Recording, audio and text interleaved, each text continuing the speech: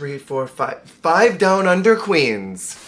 After 9 months of getting only clips of the Rihanna hand meme, random dress corners, and little portions of people's shoes, the Drag Race Down Under vs. the World cast has finally been announced, and it is a gag. Raven is here! I'm not someone who traditionally looks up spoilers, but I do like to keep up with some of the rumors that are happening. And of every rumor that I heard about what was gonna happen in Down Under, Raven was on nothing that I saw. I am half expecting her to have been green screen edited into the show, and that's how they kept it a secret, because how the hell did nobody catch that Raven was here? How did that happen? Anyways, I'm gagged. Today I'm going to be reacting to the cast, and we'll be talking about my predictions for them, as well as a little bit of their prior time on the show. This is a cast of 11 queens, and there are 5 queens from Down Under, 2 of which I have never perceived before because I just haven't seen Drag Race Down Under season 4 yet. I will in the future. In my opinion, when the home country has a large number of contestants representing it, that can work if you've got a high amount of global representation to kind of even out that distribution. And this cast is kind of lacking the world a little bit to me. We have the compulsory US and UK, but then only the Philippines and España are there. I think it would have been fab to have had one of the dead franchises here. Have someone from Holland, like a Chelsea Boy or a Love Masisi. Call someone in from Belgium, like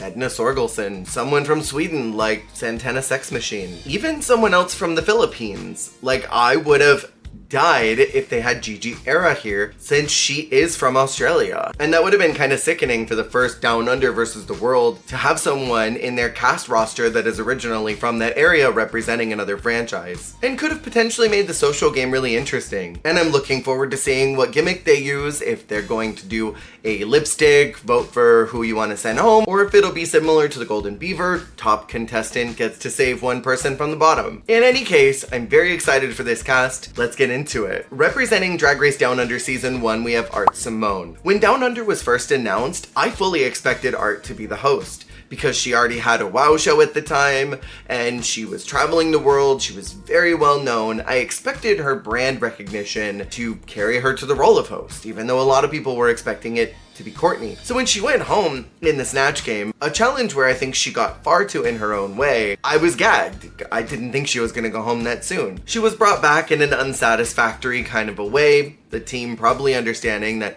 her social media presence was very strong, and sending her home that soon wasn't a good idea. And then she makes her way to the finale, which I think was deserved, but I always expected Art to come back. This is a contestant that I have always imagined being on a global stage, potentially representing Down Under in a global All-Stars. This promo look is super cute. I love this sort of Elvis Presley kind of hair that she's got going on. I love the bralette underneath this bodysuit construction worker gig. It almost looks like she's got the caution tape wrapped around her arms going into the sleeves. That pattern is sick. I like the way that it's on the leg covers too. I do wish that that had gone into a full boot and not just been leg covers with a little heel. Art is someone I'm fully expecting to go to the finale. She's just way too good of a queen to not. And something about Art that you would not gather just watching her on the show is how quick-witted she is. She's sharp as a tack. I got to meet her at 3 different drag cons. Every time I saw her, she was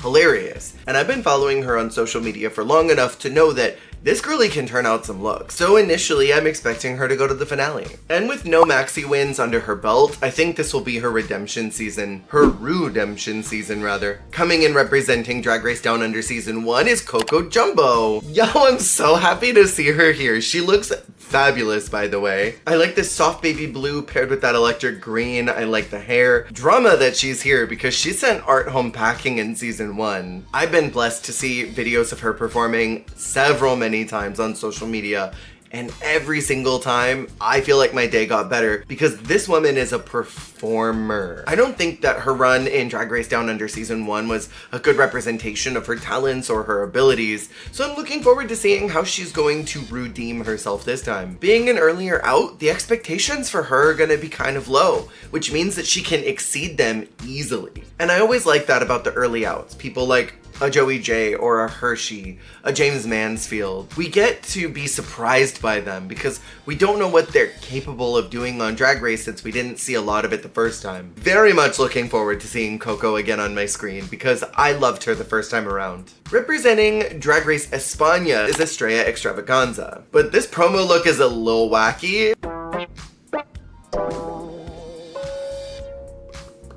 What is this? Booty shorts with a panel of orange fabric and then feathers at the bottom? Hip jewelry? Tied up shirt, funky print flasher coat, and then that hair is swallowing her up. I think someone like a Bestia would perform fabulously among Down Under drag. Considering that a lot of the looks in Drag Race Down Under have been big, high concept, have been camp and dramatic, and I feel like Bestia does that. Maybe they wanted someone who was a finalist from España, but they weren't able to get Benedita because the rumors that she's in All Stars. And they probably couldn't bag anybody else from the España finales because of their English comprehension might just not be there. And a lot of the queens that I think would do actually quite well in a Down Under situation, being rumored to be in España All Stars too. So on one hand, I say I don't understand why Estrella's here, but I also get it at the same time. I am doubling down. I think Bestia would have been great here, even a Jiriji. Especially Jiriji, considering that Miss Jade So is here. And with Miss Jade So here, the chaos of her and Jiriji combined would create an explosion of dollification that the world would not be ready for. Estrella has 2 Maxi Challenge wins, which I think will give her a lot of confidence going into an All-Stars adjacent season. I'm just not fully convinced that it will be enough to get her very far in the competition. ESL queens struggle a lot when it comes to the Ru and Michelle judge seasons because they are heavy on comedy. They are heavy on improv, and that's something that Estrella is really good at. I just worry that her sense of humor is not going to connect with what Michelle's going to find funny. Especially because, to me, Estrella is very much in the same vein as like a Flor, and they gave Flor dust her original season. Michelle was constantly critiquing that she was being too much, that she was being too extra, and I feel like that is exactly the narrative that Estrella's gonna get. I'm looking forward to seeing her because I really liked Estrella her season. My expectations are that she will be an earlier out, sadly. Speaking of Flor, representing Drag Race Down Under season 3 is Flor. I think about her line in BMX Bitches where she's like, vroom vroom. Flor looks sickening in this promo look. I'm enjoying this tire shape that's around the waist. I don't get it at all, but it's so cool. The headlights on the breast, and then whatever these gauntlets are, it's all wacky in its construction and silhouette, but I'm obsessed with it. And the makeup is beat. That mug is so Muggiana. Flor has one Maxi Challenge win in the makeover. And in my personal opinion, I think she should have won the Housewife Challenge as well as the talent show. Those were the 2 that she stood out the most. And those are the ones that she should have gotten rewarded with wins. But they played in Flor's face literally all season. They constantly were critiquing things that were out of left field, out of pocket. They never appreciated the style of drag that she did, and it was just never enough. I can't speculate if that was a Ru problem or if it was a production problem, some type of combination of both, but I am curious to see how Flor will fare in front of Michelle only, because I feel like Reese kind of got Flor, but Reese is not someone who typically goes against the grain. We don't see him commonly dissenting with Ru and Michelle, not in the same way that guest judges like Carson, Ross, even Law will outright disagree with Michelle on points and will go toe-to-toe with her or fist-to-fist. And so I am really curious how Flor will do this season. I'm expecting her to be top 5, top 6, but I don't think that she's gonna go to the finale based on who else is here and how badly they played in her face last time. Representing Drag Race US is Lala Ri. Bro, why is she mean mugging? She looks pissed. I'm contractually obligated to be here, but I don't want to. I bought a lace front wig and then I got this gig and I don't like it. I really enjoy the silhouette of this outfit. It is sick. The way that the coat is constructed. I love the way that it's framing her because it makes her look really teeny tiny with all that black around the middle white and denim part. I love the caution tape piping on the jacket as well as on the skirt. It's a really hot look, but she looks pissed off to be here. Lala got her face played in All Stars 8 because she should have won the Joan Rusical and she should not have been in the bottom during the design challenge.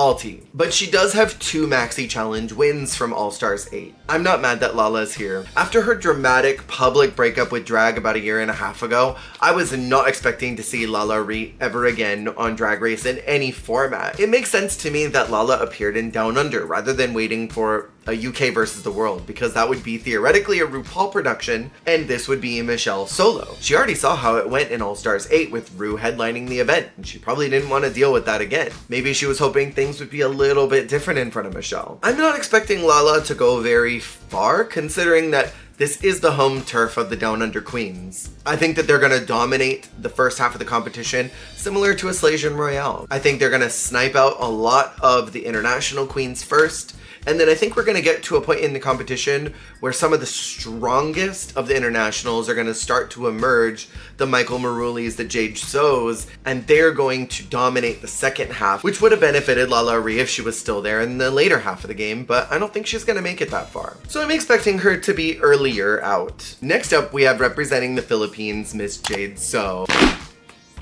Period. Come get a taste of this sexy body. Eat her nails, eat this wasted transpa, and I will win this race. I am obsessed with Miss Jade So. I do not understand this look at all, and I don't get why there's a biohazard sign on her puswacha, but oh boy, I can't wait for her to be here. Miss Jade So is gonna eat. It is unbelievable to me that Miss Jade So only has 1 Maxi Challenge win from Philippines too, because in my fantasy, she won that very first girl group challenge, and I think she also should have won with Bernie the design challenge. On Bible. I think that Michelle is not ready for what Miss Jade So is gonna bring. I don't think the world at large who has not perceived this woman are ready for Miss Jade So. In the most respectful way possible, this woman is a nut, and I am so ready to see her again. Easily gonna be top 4. Easily. The Power Top Nabratzi dollification is going to eat, slay, and destroy all of you, and if she doesn't win, there will be annihilation. Representing Drag Race UK Season 5 is Michael Marouli. I am so excited to see Michael here, and this promo is sickening! Jesus Christ. Michael was the fashion girl of her season. Fight and argue with that wall right there. I'm gonna give you a second. Anyways, the bit's over. And I am so jazzed to see what concepts Michael comes up with for the new season. And I love a bitch who just uses their government name as their drag name. Oh, wait a minute, bitches. This promo look is sick. I'm obsessed with the caution tape, the way that it's been used. It's giving me a glown-up version of that look that Ivy Winters walked into season 5 with. Very, very cool. The stance is powerful. I love the goggles that she's created on top of this hair. She looks sickening. Michael has 3 Maxi Challenge wins, and in my personal opinion, I think she could have had 1 more. 4 going into the finale, because Michael was the motherfrickin' T of UK5. Michael's gonna make top 4 easily, if not top 2. And depending on who else is there, I'm imagining that it'll either be her or Miss Jade So in the top 2. And it'll depend on who else is with them. I do believe that this season is going to attempt to crown a Down Under queen. That's probably why there's 5 of them. But I think Michael's got just as much of an opportunity as any of the Down Under queens to win this one, especially because Michelle loved her in her season, and I think that endearment won't go away. I am so freaking excited to see Michael back. Representing Drag Race US is Nicole Paige Brooks from Atlanta, Georgia. Oh. She said, I will only do All Stars again if you get Raven up in this place, because we gotta hash it out after the acrylic toenail thing. We did not get enough of this beef squashed in All Stars 10. With the low amount of episodes that Nicole got to appear on in All Stars 10, I'm actually quite glad that she gets another chance. But the rumor mill on what her trajectory is has been crazy. And this promo look is not doing a lot of favors to quell that. She didn't do very good. I love the wrench earrings that she's wearing. I think that the neon corset is really cute. I don't like how low it is. And then on top of the short shorts, pretty basic boots, tank top. It's nothing spectacular. It's mall drag with a twist. Nicole is an early out on both seasons she appeared on. She has 0 Maxi Challenge wins. So, not to be hateful, but the bar is low. It's really low. I think that she is here because she's a meme, and she's an icon, and she's puss, and I think that the world needs more of her, but I don't think that she's gonna give too much more to the world. I think she's gonna be very early out. Yeah. Representing Drag Race Down Under Season 4 is Nikita Iman. I have no perception of who this queen is. I have no thoughts your opinions. I'm kind of surprised that Molly Poppins is not here from season 2, considering that's the only season that's not represented and we have 2 season 1s and 2 season 4s. It would have been nice to have had someone from 2. I think Molly would have been a great addition here. Nikita has 1 Maxi Challenge win from episode 5. And according to the wiki, that was the makeover challenge. But then her trajectory is in a bit of a free fall after that win. And she was in a bottom 3 position, which is not good. My expectations are non-existent because I don't know anything about her. But looking at this track record, it's low. Representing Drag Race US Season 2 and All-Stars 1 is Ravine, still in dark mode. I am good that Raven is here. I saw the photo and I thought I was being Rickrolled. Rick-ruled. My brain's having a stroke. Seizures. Spelling. What? A twist and gag that Raven is here. Wait, why is her look exactly what Nicole is wearing? Why is she in the sluttier collection of exactly what Nicole had? Girl, prison, honey. Piss yellow corset, bralette, and then denim shorts, and then brown boots. She just styled hers with socks and then a ripped up jacket. The 2 of them coordinated this. I'm putting it out into the world now. I think it's cool that Raven is here because what other opportunity would she have to join a competition anywhere? It's quite simply not fair if she were to go to a global or a regular All-Stars or even a UK versus the world because Rue's headlining that and Raven does Rue's makeup. It would be a complete unfair advantage, and the optics of that would look really bad if Raven made bar in the competition, as I'm expecting her to do. I think that Raven throws a huge wrench into this entire production. A wrench bigger than what Nicole was carrying in her promo look. Because Raven is a powerhouse when it comes to Drag Race. She understands the game, she understands the show, she's had a lot of time around Michelle theoretically, so she probably knows what she responds positively to. And even if I believe that Michelle will be unbiased when it comes to Raven, it will be hard for Raven not to utilize some of the tools in her belt on what she knows Michelle's stylistic preferences are, her humor preferences are, and so it gives her a little bit of an unfair advantage being here, but it's more fair here than it would be in the UK. I think Raven's gonna go really far and the other queens in the competition are gonna do everything in their power to get her out of there. And I think if Michelle and the production team does not want Raven to get eliminated, they will never put her even in consideration for bottom 2. But if it's a lip sync for your life situation, I mean, Raven's gonna take out a lot of these queens because she has presence on the stage and it'll be hard not to give her a win in a lip sync for your life. It's crazy because Raven's Maxi Challenge wins are only in season 2. She has none in All-Stars 1. Granted, I don't think there were any that she could have won, but it's still nuts all the same. Raven's gonna be fascinating to watch this season. Representing Down Under season 4 is Vybe, another contestant that I don't have any type of reference points for, but I am obsessed with this promo look. This is my favorite because when I was performing in drag, this was the exact silhouette that I always thought I was giving. Big skirt, big sleeves, tight nipped in waist, and then some type of headpiece with bigger hair. That wasn't always the vibe that I hit, but that was always what I looked like in my head. Like my fantasy was this. So I am endeared to this queen. She is a runner-up from her season, and that was the one that Michelle judged solo. Typically when finalists come back for All-Stars, there's a vibe of the queen, vibe of the host being a little more endeared to them, wishing that they had crowned them the last time. See Chad, Alaska, Trinity for examples. And so I think Vybe will be going into this season with a strong arc already. I'm kind of expecting her to be top 4. So let's recap this. My top 4 in hold it, Vybe, Art Simone, Michael Marouli, and Miss Jade So. With Michael and Miss Jade So being one of the last 2 standing, just based on their original run, what I know they're capable of, and what I feel the challenges will be going into Down Under versus the world. My anticipation for the season is it'll open with a talent show where nobody's gonna go home. There will be a horrid unconventional material design challenge where someone like Estrella or Nicole is gonna go home. There will be some type of terrible green screen challenge that is going to knock out either Estrella or someone like a Flor. I'm assuming Snatch Game would be somewhere around here where Art Simone is probably gonna send home Coco Jumbo, which would be the most dramatic storytelling that I fully anticipate this season doing. I'm assuming there will be girl groups in which case Flor might finally get her flowers, but I would anticipate maybe someone like a Lala Ri going home in a shock elimination. Down Under loves a duo stand-up challenge, so I'm expecting that to happen, and ooh, I really don't know how some of these queens are gonna do, but that could be the out of Raven. And if there's any kind of makeover challenge, with Michelle being the front runner, that's when the real shade's gonna happen. And then I think the finale will be a music video and some type of lip sync for the crown. That's what I'm pinning and anticipating now. That's my final lock-in. And I am betting 1 empty pack of Black Forest gummy bears into my pool. This goes without saying, but I'm avoiding spoilers. I only know one potential spoiler involving Nicole Paige Brooks, and that's just because it was all over the internet and it was impossible to avoid at a certain point. But I'm going in blind, and I'm very excited. This summer is gonna be nuts. Let me know who you're rooting for in the comments below. Who had your favorite promo look? Thank you for watching, and I will see you all on the flip.